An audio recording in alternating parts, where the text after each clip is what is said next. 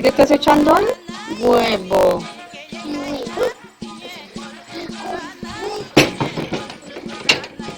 Revuelve una cuchara de pan. Revuelve un poquito. Eso, revuelve la sopa, eso.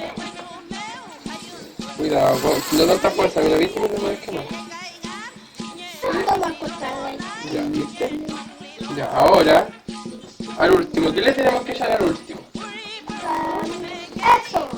¿Qué es esto? Lo más importante de la sopa, ¿cierto? ¿Por qué?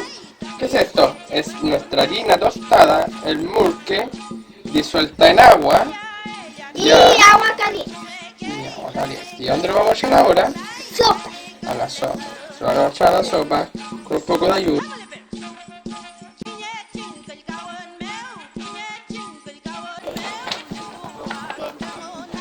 ¿Y quién se va a comer la sopita ahora? ¿A quién le va? Familia. Su familia.